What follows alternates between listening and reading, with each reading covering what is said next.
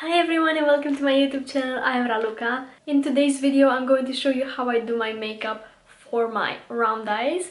I'm going to show you kind of a do's and don'ts, let's say, kind of a side-by-side comparison. There are things that maybe I've done in the past, some techniques that are maybe not so flattering on round eyes, but if you do those, please don't feel offended. And like, makeup is about freedom of expression, so you can do your makeup however you like to. I'm just going to show you some techniques that I feel like look the most flattering on round eyes. So if you want to see that, then just keep on watching. By the way, the tutorial for this complexion is on my previous video. I tried some TikTok techniques for complexion and you can check that out if you're interested to see. I already have some concealer on my eyelids, so that's going to serve as a primer. So on this side I am going to show you a look that I feel like it's not the best for round eyes, and on this side I'm going to show you how to make them look more elongated and that cat eye effect even if you have round eyes. Today I'm going to use the Soft Glam palette by Anastasia Beverly Hills, and I do wonder why I have like 50 palettes and I keep using the same 3. I don't know, but this is my go-to palette for neutrals, mainly because I know I can find here everything that I need for my looks. I'm going to start with my transition shade as usual, and I think I'm going to go with... let's mix it up a little bit. I'm going to start with Dusty Rose. The brush that I'm using is a Sigma E25. So on this side, I'm just going to go in my crease, like really following my eye shape, and make like half a circle in my crease. And that's what I've seen a lot of people do. It's not wrong, but for round eyes it's not really the most flattering. While on this side I'm going to show you how I think looks a little bit more flattering and helps you extend your eye visually. I'm going to start from my outer corner and I'm going to blend the transition into my outer corner, kind of extending my eye. And maybe I'm going to bring whatever is left on my brush towards my crease, but I'm not going to go all the way down to my inner corner. And also on my lower lash line I'm going to connect it to the top part here in my outer corner. I don't think it's necessary to bring the transition shade all the way to my inner corner, so I'm just going to keep it on the outer part. Basically that's the thing that I take into consideration when I'm doing my makeup, is I try to concentrate the shades, the darker shades in my outer corner and the lighter ones in the inner portion, so it kind of extends my eye. And as you can see, even from the first shade, this eye looks a lot more elongated than this one. I'm going to take a darker shade to deepen things out a little bit, and that's gonna be Sienna or Mulberry. I'm going to go with Mulberry because I didn't use this one in a long time. And again, on this side I'm going to go a little bit lower in my crease and really deepen my crease. And by the way, I also have deep set eyes, so applying dark shades in my crease is probably not the best idea, since I already have a very prominent crease. And again, on my... oh, I stabbed my eye. By the way, this is a Morphe M506 brush. I'm taking my brush and blending, but again keeping it mainly focused on the eye and not extending it into the other corner.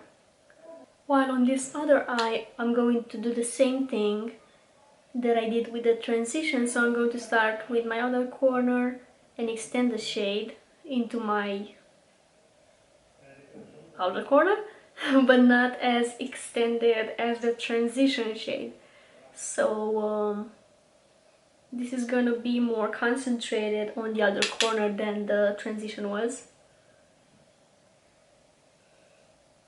And again, on my lower lash line, on my outer corner only. And with the blending brush, I'm going to blend, of course, something like this. On the lid I'm going to go with Rose Pink, and this is a Juvia's Place small definer brush. On this side I'm going to apply it on my entire lid, while on this side I'm going to apply the shade in the inner portion and fading it into the matte shades that I used in my other corner by applying less pressure on the brush. So this shimmer is not going to touch that outer corner. And with the same shimmer I'm going to go on my lower lash line as well, just in the inner portion. This is kind of funny. And I'll just use the shade Tempera to highlight my inner corner.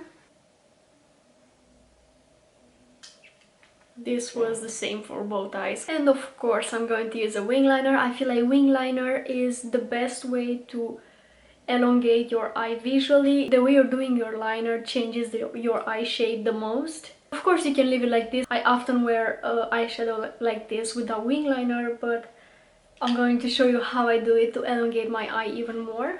And I'm going to use this Sephora Collection brush tip liquid liner.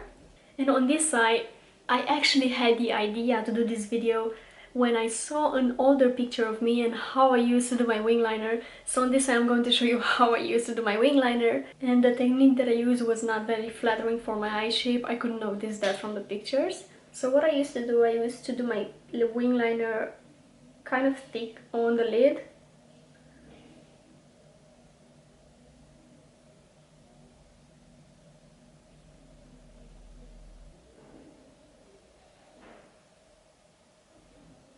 And the tail used to be very small.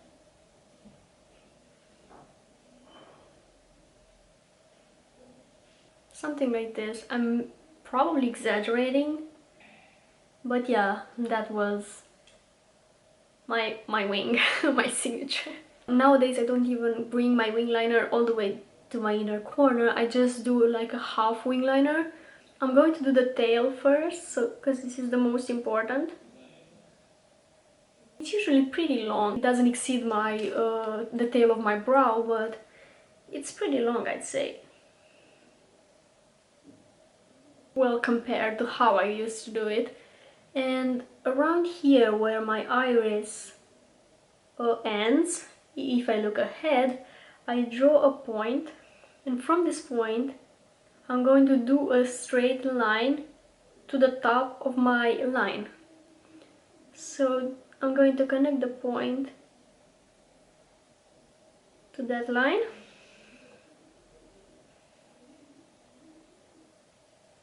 Something like this.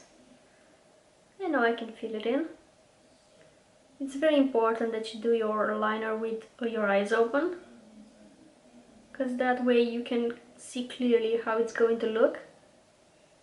And as you can see, this kind of a liner really extends my eye, where this one makes it look even rounder than it is. If you want, you can even apply a false lash that's longer on the outer corner, again for the same cat eye effect.